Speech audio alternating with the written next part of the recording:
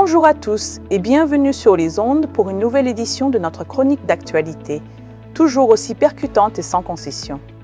Aujourd'hui, je suis avec notre excellent journaliste de terrain, Anselme Bata, pour décortiquer un événement pour le moins inattendu en Centrafrique. Bonjour Anselme.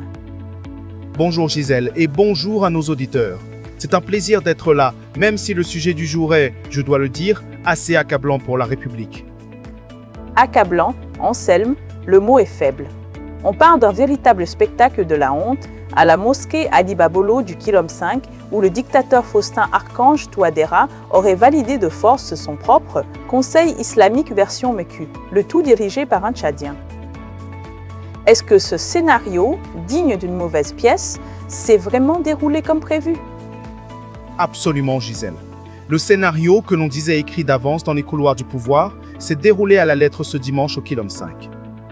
Ignorant totalement les lois et la volonté de la base, l'empereur centrafricain s'est déplacé en personne pour introniser une équipe qu'on peut qualifier de fantoche, entièrement à sa dévotion. Une équipe fantoche, dites-vous. C'est une situation qui semble vraiment s'aggraver de jour en jour. C'est tout à fait ça, Gisèle. La déchéance continue de s'abattre sur le pays. Avec cette ligue des bras cassés, il faut croire que nous n'avons pas encore tout découvert.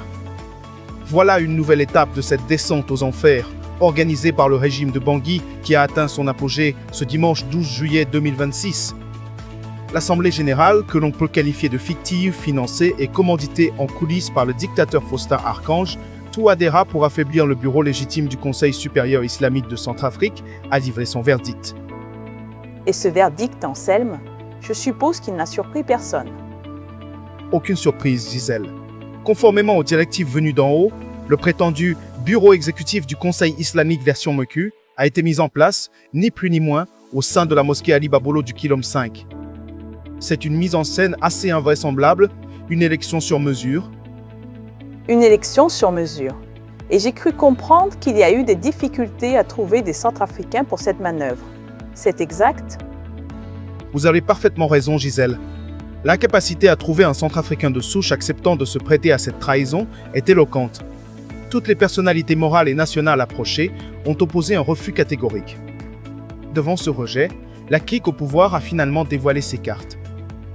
Et qui a été élu à la tête de cette nouvelle structure, Anselme. C'est le responsable de la mosquée Ali Babolo lui-même, l'imam Karim, qui a été élu pour diriger cette entité satellite du parti au pouvoir. Et là, Gisèle, tenez-vous bien, cet homme, loin d'être un enfant du pays, est de nationalité tchadienne. Pour tenter de donner un semblant de crédibilité à ce coup de force, les organisateurs ont annoncé des scores dignes des plus grandes autocraties, plus de 80 voix pour l'imam Karim, contre seulement 4 voix pour son premier concurrent et 3 voix pour le dernier. Une mascarade électorale qui, évidemment, ne dupe personne à Bangui. C'est absolument sidérant, Anselme. Un étranger à la tête d'une institution religieuse nationale avec des scores dignes d'une autre époque, mais le plus choquant, c'est la présence même de l'empereur à cet événement. Oui, Gisèle, et c'est là que l'affaire prend une autre dimension. Comme nous l'avions annoncé dans nos précédentes informations, Faustin Archange Touadéra s'est déplacé en personne ce lundi 13 juillet 2026 à la mosquée Ali Babolo. Le chef de l'État tenait absolument à valider ce bureau fantoche afin de lui octroyer une reconnaissance officielle, foulant ainsi aux pieds le bureau légal de l'imam Ouassélégué, qui avait pourtant été investi à l'Assemblée nationale au début de l'année. C'est une claque pour l'institution légitime alors. Et cette présence de l'empereur pour soutenir un citoyen étranger, qu'est-ce que cela nous révèle, Anselme? Cela confirme les liens étroits et les intérêts purement financiers qui unissent le sommet de l'État à cette faction. Gisèle, l'imam Karim n'est d'ailleurs pas un inconnu pour le dictateur. C'est lui qui, il y a quelques jours à peine, dirigeait la fausse délégation reçue au palais après l'attaque d'Amdafok. C'est encore lui qui avait lu un communiqué assez alambiqué à la télévision publique, un texte visiblement dicté en coulisses par le palais de la Renaissance pour servir de paravent au régime. Des liens financiers, des intérêts, on est bien loin de la spiritualité, n'est-ce pas? Bien loin, Gisèle. Pour les Centrafricains, le comportement de Faustin Archange Touadéra suscite un profond dégoût. Alors que beaucoup voulaient autrefois voir en lui un homme de savoir, un intellectuel rigoureux, il apparaît aujourd'hui sous son véritable visage, celui d'un empereur avide, obsédé par l'argent, les femmes et les gains matériels. Rien, pas même la sacralité des institutions religieuses ou le respect de la souveraineté nationale, ne semble pouvoir freiner sa quête du profit. L'enjeu reste le même, capter les milliards de francs CFA du financement d'Abu Dhabi, actuellement logé à la Banque centrale. Des révélations explosives Anselme. On sent bien que cette affaire ne va pas en rester là. C'est tout à fait juste, Gisèle. La rédaction de Corbeau News Centrafrique a suivi de très près cette journée de déshonneur pour la République. Que le clan du dictateur et la clique de la mosquée Ali Babolo soient avertis, ce dossier ne fait que commencer. Nos équipes d'investigation reviendront en détail tout au long de cette semaine, de ce mois et de cette année 2026 sur les dessous financiers, les complicités secrètes et les conséquences désastreuses de ce complot d'État assez pathétique.